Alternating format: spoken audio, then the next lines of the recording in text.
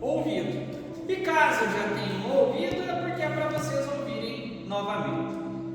Eu gostaria de começar falando uma coisa bem importante. Essa passagem ela está no livro de Mateus, a partir do 19. Ela está no livro de Marcos também, a partir do 10. E ela está no livro de Lucas, no 18. Então vejam que é uma passagem que está 3 vezes apontada, descrita na Bíblia. E se uma palavra é importante na Bíblia, imaginem 3 vezes a mesma coisa.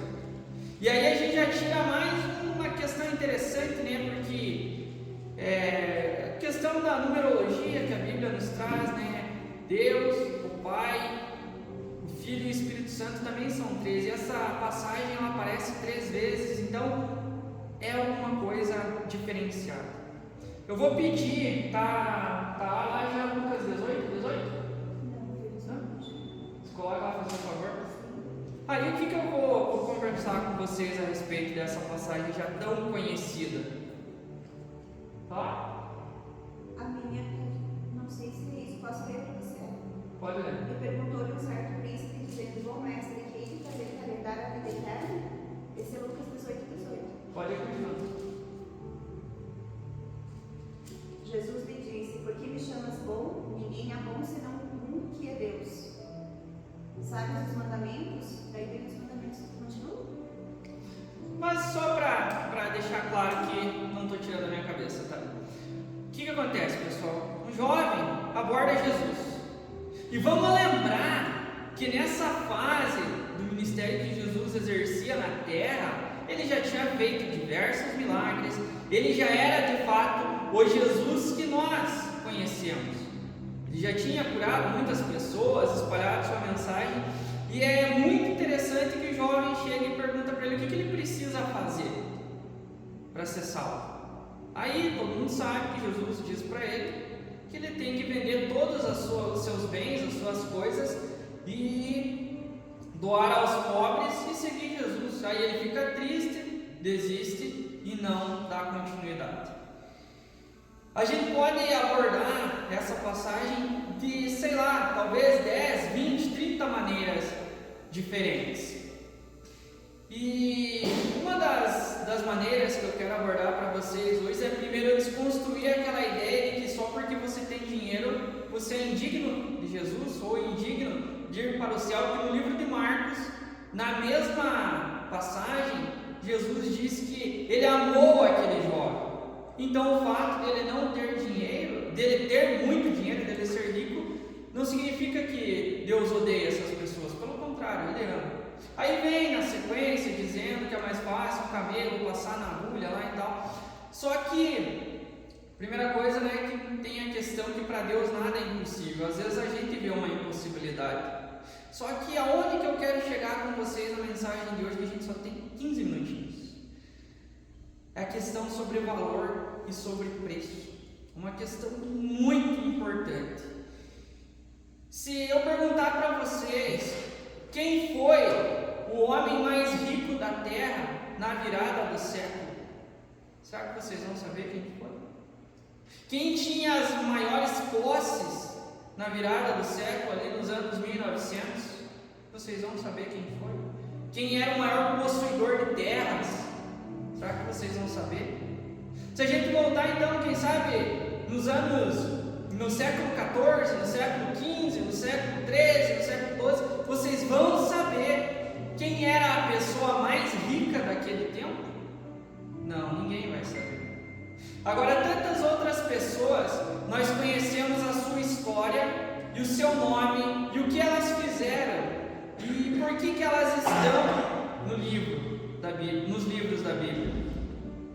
Aí a gente percebe que existe sim uma grande diferença entre preço e valor. Eu vou fazer uma colocação hoje para vocês que vai fazer muito sentido. Se eu falar para vocês que vocês sabem quem é Silvio Santos, todo mundo sabe, a nossa geração, todo mundo sabe. Mas será que daqui 50 anos, 100 anos, 200 anos, alguém vai saber quem foi Silvio Santos? Talvez as crianças que nasçam a partir de agora já não Santos. Um dos caras que é o mais conhecido do Brasil, um dos grandes heróis do Brasil, é Ayrton Senna. E você pergunta para muitas pessoas jovens aí que têm seus 20 anos, 15 anos, eles já nem sabem quem foi Ayrton Senna, mesmo ele tendo sido um dos maiores brasileiros que já viveu. E aí, eu vou fazer uma colocação para vocês muito interessante. Quanto será que Silvio Santos pagaria para ter a sua história na Bíblia, para daqui mais 2000 anos alguém ler quem ele foi e o que ele fez? Vocês prestem atenção que aquele jovem, ele não sabia diferenciar preço e valor. Ele tinha muitas propriedades, mas hoje ninguém sabe qual que é o nome dele. Ninguém sabe se ele conquistou, se ele era um herdeiro, enfim, ninguém, não importa, porque ele fez a escolha errada. Ele deu valor por coisas que talvez não tivessem valor. E Jesus, na sequência ali do versículo, no capítulo, ele continua a sua explicação, a sua explanação, e ele fala que ninguém que deixou a sua casa, que deixou a sua família, enfim, que deixou alguma coisa para trás para seguir Jesus, teve menos do que tinha antes. Será que se esse jovem tivesse deixado as coisas dele, seguindo o que Jesus falou, será que hoje a gente não ia saber o nome dele? Será que hoje a gente não ia saber quem ele era, como ele viveu? Será que quando tudo terminar e a gente voltar a se encontrar com Jesus, a gente não ia se conhecer e saber chamar ele pelo nome? Porque ele deu valor porque não tinha valor. Infelizmente, ele perdeu a oportunidade de ter o seu nome na história. Nós não sabemos o nome daquele jovem rico. E algumas traduções trazem o príncipe, um homem de posses, enfim. A gente, por que não faz diferença a gente saber quem ele foi? Infelizmente, a escolha que ele fez, a história que ele construiu para ele, foi um exemplo para nós, para a gente não fazer a mesma coisa. E às vezes a gente dá valor por coisas que são tão pequenas, né? Às vezes é o nosso carro, às vezes é uma casa, às vezes é alguma coisa, e a gente vai tirando o foco da onde realmente tem valor. A gente coloca uma coisa que tem preço no lugar de uma coisa que tem valor. Eu sinceramente gostaria de poder fazer a pergunta hoje para um milionário: quanto ele pagaria para o nome dele estar, a história dele estar na Bíblia? Mas o que tem valor não tem preço, gente. Não tem como ninguém comprar o que está na Bíblia.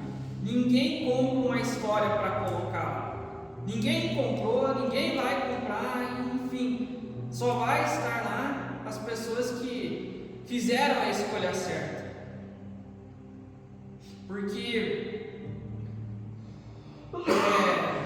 uma coisa assim que às vezes eu fico refletindo. Aí se a gente levar para aquela ideia, mas então você tem que ser pobre, você tem que ser miserável, você tem... Salomão foi extremamente rico e sábio, também está na Bíblia, mas o valor dele estava na riqueza dele, aonde que estava. Abraão, na sua época, também foi, apesar de ter sido muito, muito rico, um dos homens mais ricos, lá na sua época, ele nunca trocou as coisas de lugar. As coisas que tinham preço para ele nunca foram no lugar das coisas que tinham valor. E mesmo quando Deus pediu a coisa que para ele na terra tinha muito valor, que era Isaac, ele ainda assim ofereceu essa coisa. Ele não tinha mais valor do que tinha o lugar de Deus. Então a gente pode, com muita tranquilidade, lembrar disso, que a gente tem que tomar muito cuidado, mas muito cuidado, para que as coisas que tenham valor não sejam substituídas pelas coisas que tenham preço. Acho que já deu. Já falou. 10. 10 minutinhos. Mas então, irmãos, a mensagem que eu estudei para trazer para vocês era nesse sentido, né? Dentro dessa passagem ainda do jovem rico ali, a gente tira a questão também de que às vezes a gente tem que deixar algo para trás. A gente tem que fazer uma escolha de coisas que para cada pessoa é diferente. O que eu tive que deixar para trás é entender que nós somos capazes de fazer tudo. Coisa que eu tive que deixar para trás foi entender que muitas das nossas lutas, elas não são vencidas pelo estudo, elas não são vencidas pela nossa perseverança, pela nossa, nos termos de hoje, pela nossa correria, porque a gente corre atrás, não é pelo valor que a gente recebe, não é pelo nosso trabalho, não é porque um banco de faculdade traz. Muitas coisas, elas são vencidas através de oração, através do mundo espiritual. E para mim, deixar essa ideia para trás de que o que a gente tem que fazer, o que a gente pode fazer, a gente vai resolver tudo, para mim foi muito difícil, porque eu sou uma pessoa muito matemática. Para mim, 1 mais 1 sempre vai dar 2, não tem negociação. Só que quando a gente vai para a Bíblia, a gente começa a entrar numa ideia do mundo espiritual, no mundo de realmente uma verdadeira fé. A gente entende que na Bíblia 1 mais 1 não é 2, pode dar 3, pode dar 5, pode dar 10. Da onde que se tira isso? A multiplicação dos peixes. Quantos peixes tinham lá para alimentar aquela multidão? Então a gente entende, a gente lê, vamos entrando dentro desse mundo espiritual e vai vendo que ali 1 mais 1 não é 2. Quando colocamos a fé em ação, quando dobramos os nossos joelhos, quando aprendemos a colocar a nossa dedicação, o valor que a gente dá nas coisas no mundo espiritual, na fé, verdadeiramente as coisas mudam, as coisas se transformam, as coisas que não são naturais começam a acontecer na vida da gente. Aí 5 peixes e alguns pães alimentam milhares de pessoas. A gente consegue de fato perceber que o valor verdadeiro das coisas, para nós que escolhemos viver essa vida de fé, para nós que aceitamos Jesus como nosso único e suficiente Salvador, para nós a matemática, ela não é a matemática desse mundo. O valor das coisas não está no que os olhos veem, no que as mãos tocam, no que o dinheiro compra. O valor das coisas está muito além. É uma coisa que talvez ainda nós, na nossa inteligência humana, ainda não temos compreensão para entender a dimensão que isso chega, até onde isso vai. A gente não entende, na verdade, nem quando começou, nem como começou direito.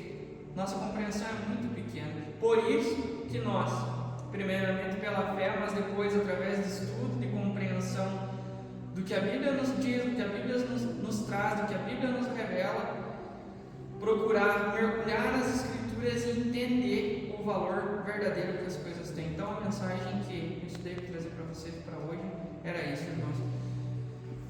Queria convidar vocês para fazer uma oraçãozinha agora nesse momento. Senhor Deus, o Pai que estás nos céus, primeiramente agradecemos por essa oportunidade, Senhor. Essa oportunidade de entender que existem coisas na nossa vida que têm preço, mas essas coisas que têm preço, Senhor, para o Senhor não tem valor. É nesse dia, Senhor, que talvez uma luz no nosso coração se acenda, Santo Pai, e que nós entendamos que nós temos que focar, Senhor, toda a energia da nossa alma, Senhor, todo o nosso espírito, Senhor, as coisas que têm valor, e o que tem valor vem das suas mãos, Senhor, vem da sua vontade para nós, Senhor. Aqui nessa terra sabemos que viveremos ainda, Senhor, dias difíceis, mas as suas bênçãos, Senhor, as suas vitórias também acontecerão. Mas pedimos, Senhor, que nós nunca perdamos a promessa, Senhor, que nós nunca perdamos aquela maior promessa que o Senhor nos fez, que se aceitássemos o sacrifício de Jesus, Pai, na cruz, seria suficiente para conquistar a nossa salvação, Senhor, que não é por merecimento, mas sim pela Tua bondade, pela Tua graça, Pai. Tudo isso te pedimos e te agradecemos em nome de Jesus. Amém.